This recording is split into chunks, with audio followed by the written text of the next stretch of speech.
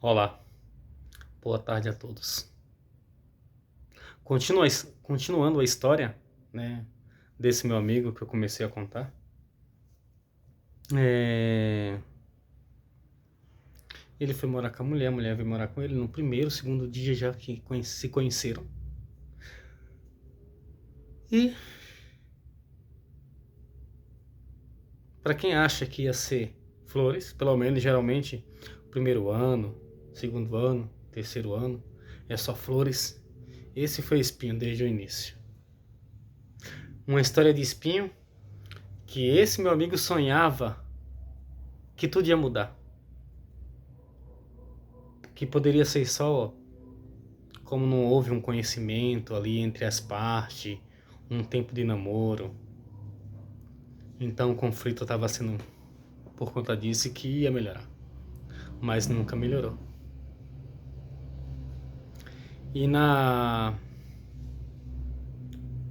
primeira, segunda semana ali, houve um conflito entre as duas crianças, o filho desse meu amigo de 4 anos de idade e o filho dela, e a filha dela, de 7 anos de idade. Só que tem uma observação entre as duas crianças, entre a filha dele, o filho dele e a filha dela. A filha dela, fisicamente, era uma menina que tinha um porte assim 10 vezes superior ao menino dele, ao filho dele. Corpo, braço, tamanho.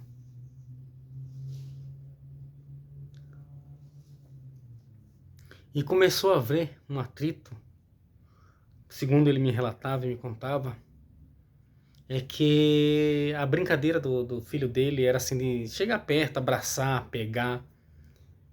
E essa menina gritava, parecia que tinha espancado e ele se assustou.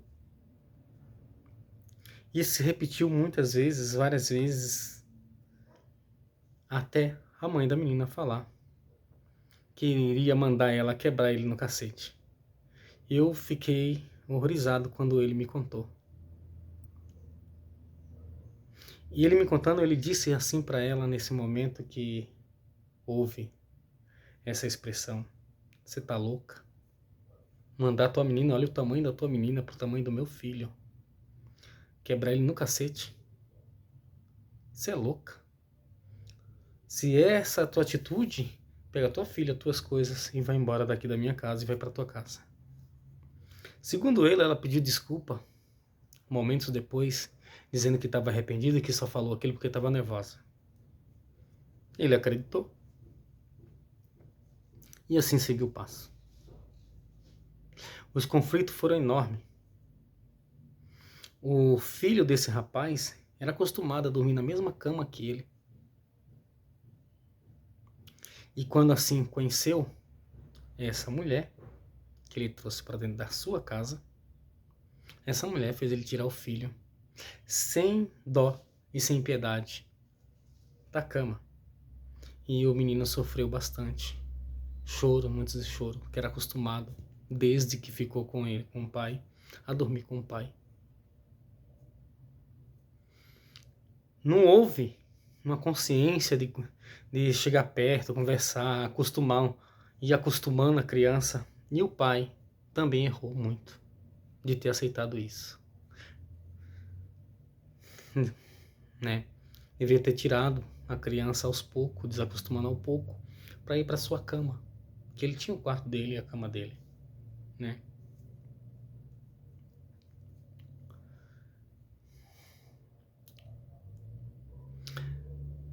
E ele me relatou que fez isso porque o filho só via pedindo, falando. A partir dos 4 anos começou a falar: pai, eu não tenho mãe, porque todos meus amiguinhos, né, na creche tem mãe e só eu que não tenho. E o pai se comoveu com isso e procurou arrumar uma pessoa, só que errou já de cara, sem conhecer, já trazer para dentro de casa, achando que com aquilo ia formar uma família, mas se enganou. os conflitos entre todos, por conta do filho dele e da filha dela, foram grandes. A menina totalmente egoísta, que tudo queria para ela. Houve desavenças de ela dar celular para a filha dela e eu não deixar o filho do marido, do cara, não tocar no celular, não chegar perto para assistir, porque o telefone era da menina. E houve muito conflito por conta de situações como essa e outras situações muito conflito. Daí, ao passar os meses, essa mulher me relata que o último relacionamento dela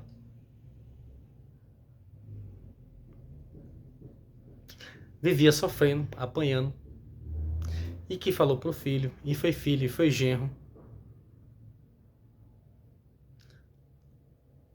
e acabaram assassinando o último marido dela, anterior a mim, anterior a esse meu amigo, né? E é chocante, depois de 6 meses convivendo juntos, saber de uma história como essa. Aí não tem como voltar atrás. E a mulher tinha acabado de iniciar, de informar que estava gestante, com mais ou menos 6 meses morando junto. E ela foi e contou essa história, que só vivia apanhando do companheiro, brigando, e que ao conseguir contar para o filho, ligar para o filho, para o genro, para a filha já é uma das filhas é casada, né? E foram lá buscar ela e acabaram matando esse homem, que por final de contas era um ex-jogador de futebol, né? Segundo ela conta, ele bebia muito e acabou a carreira não indo para frente. E eu sempre ouvindo a história desse meu amigo, muito surpreso, sem saber o que falar, mas sempre falando que ele era burro e trouxa por não ter conhecido primeiro antes de levar para casa. Bom, resumindo a história, para que eu possa concluir rapidamente, não demore muito.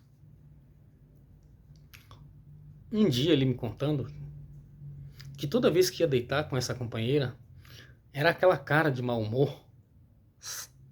E ele perguntou para ela, por que você tem essa cara feia? E quando teu filho vem aqui, o filho dela na época, acho que ele, segundo ele, tinha 19 para 20 anos, você se abre, sorria. E ela respondeu para ele, é claro, meu filho, eu tenho que sorrir para ele. E esse meu amigo falou, mas como eu sou teu marido e você não faz isso? Não. Ela simplesmente respondeu, não tem que abrir os dentes para você. E seguiu o baile. Segundo ele, esse filho dela, que só via usando droga, que ele que matou o ex-companheiro dela, dando uma facada na barriga, uma faquinha de serra.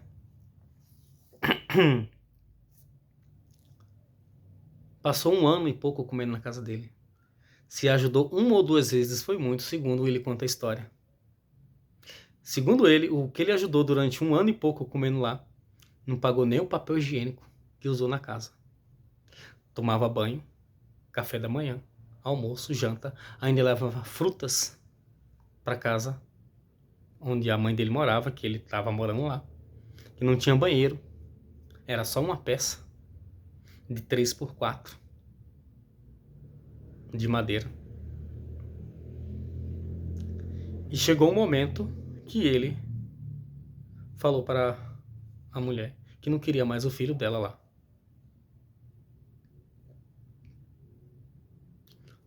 Porque não trabalhava, ficava usando droga o dia inteiro e só ia lá tomar café, almoçar, jantar, tomar banho e usar o banheiro.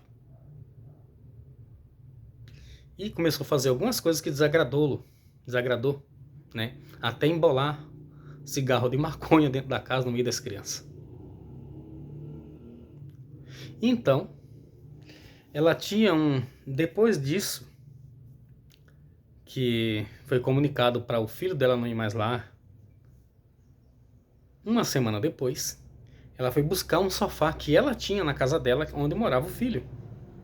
E nesse mesmo dia que o filho chegou, que viu que o sofá não estava lá, bateu na porta às quase meia-noite com um facão, uma foice na mão, quase derrubando a porta.